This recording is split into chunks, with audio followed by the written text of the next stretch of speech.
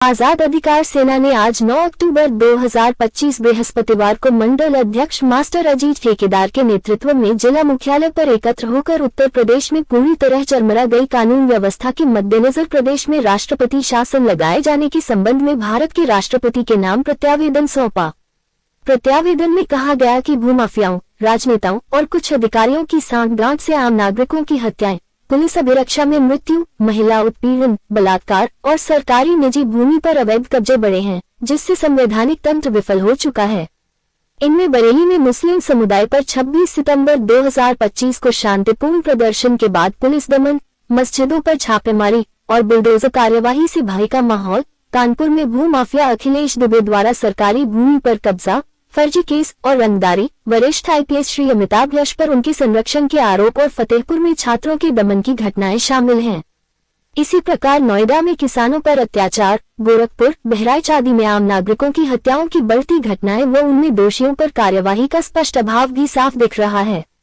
इसी तरह मेरठ में 1500 करोड़ की सरकारी भूमि और आनंदा डेयरी की 1000 करोड़ की जमीन पर बीजेपी नेताओं द्वारा पुलिस प्रशासनिक गठजोड़ से अवैध कब्जा का मामला भी सामने आया है। आजाद अधिकार सेना के मंडल अध्यक्ष मास्टर अजीत ठेकेदार ने उत्तर प्रदेश में कानून व्यवस्था की ध्वस्तता, भ्रष्टाचार और नागरिकों की सुरक्षा में विफलता के कारण तत्काल राष्ट्रपति शासन लागू किए जाने की मांग की है।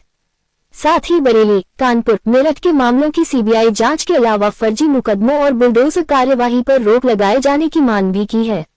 विरोध प्रदर्शन के दौरान उपस्थित रहे लोग जिला अध्यक्ष बुद्ध प्रकाश भगत जी, मंडल मीडिया प्रभारी मोहन देव, सुरेंद्र कुमार कश्यप, योगेंद्र सिंह, धर्मपाल सिंह, देवेंद्र गिरी, रईस हिंदुस्तानी, शकील, सैफी, फरमान चौधरी, नरेंद्र बंसल आदि मौजूद रहे।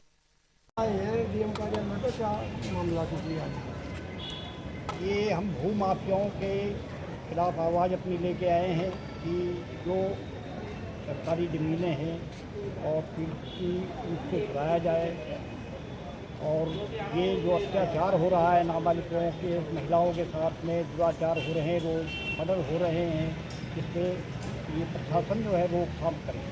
तो प्रशासन कार्रवाई नहीं कर रहा क्या? कहीं नहीं कर रहे हैं, जब तो हम लोगों को ये करना पड़ रहा है। अभी जो आप आए हैं, अभी कौन से मसले को लेकर आए हैं? ये अधिकार हमारी सेना जो है, ये हमारा मुद्दा यही है कि राष्ट्रीय शासन लगाया जाए और भूमाफियों से ये मुक्त कराया जाए। तो यानी कि योगी जी की सरकार सही कार्य नहीं कर रही है? नहीं कर रही होती तो हमको ये काम करना पड़ता है, बाकी इसीलिए प्रदर्शन कर रही है।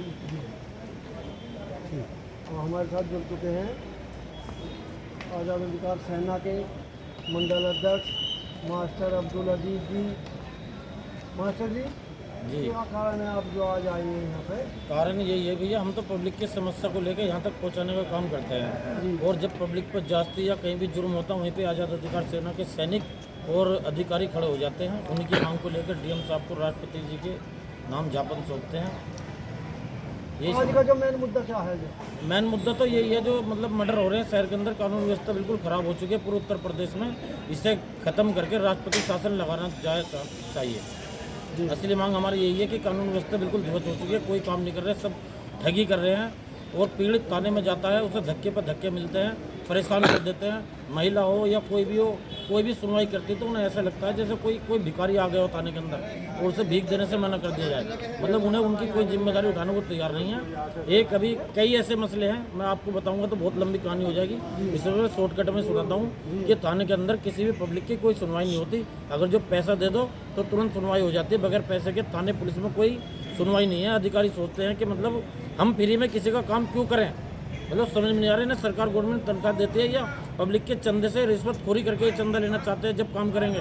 तो यही हम प्रशासन को जगाना है कि कानून व्यवस्था बिल्कुल दब हो चुकी है। जो थाने में पैसे मांगे जाते हैं, एसएसपी साहब को जो है बताया आपने मामला? अरे सबको पता है, किसको नहीं पता बड़ा भैया, सबको जानकारी है। कोई भी अधिकारी ऐसा नहीं है जिसे जानकारी नहीं होती।